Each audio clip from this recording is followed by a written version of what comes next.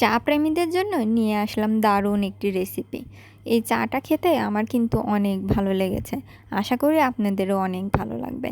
আর বৃষ্টির এই ওয়েদারে চা না হলে কি চলে? চলুন দেখে আসি চাটা কিভাবে তৈরি করলাম। প্রথমে আমি দুধ খুব ভালোভাবে জাল দিয়ে নিয়েছি আর এর মধ্যে একটু কনডেন্স মিল্ক মিক্স করে দিয়েছি। কনডেন্স মিল্কটা ইচ্ছা করলে আপনারা স্কিপ করতে পারেন। কনডেন্স মিল্ক না দিয়ে আপনারা চিনিটাও অ্যাড করতে পারেন। আমি কনডেন্স মিল্ক দিয়েছি মিষ্টির জন্য। খুব ভালোভাবে দুধ জাল করে নেব। খেয়াল রাখবো দুধটা যেন নিচে লেগে না যায়। কনডেন্স মিল্ক দেওয়ার কারণে দুধটা একটু ঘন হয়ে আসছে। আর একটা পাতিলে আমি পানি গরম দিয়ে দিয়েছি। এটা হচ্ছে চার জন্য পানি গরম দিয়েছি। পানিতে বলক আসা পর্যন্ত আমি অপেক্ষা করব। পানিতে বলক চলে আসলে এখানে 2 চা চামচ চা পাতি দিয়ে দেব। আমি 2 কাপ চা বানাবো, এজন্য 2 চা চামচ চা পাতি দিয়ে দিয়েছি। আপনারা যে পরিমাণ চা বানাবেন সেই পরিমাণ চা পাতি দিয়ে দেবেন।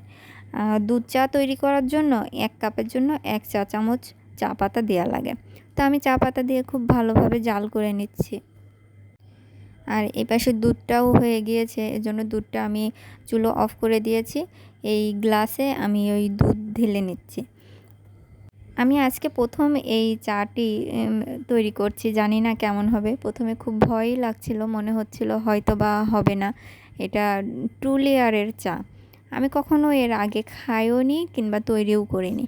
তো খুব ভয়ে ভয়ে আমি তৈরি করলাম।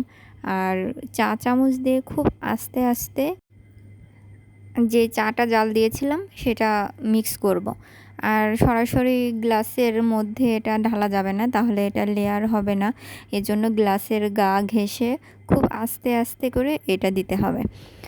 দেওয়ার পরে দেখতে পাচ্ছেন লিকারটা উপরে আর নিচে সম্পূর্ণ দুধ রয়েছে।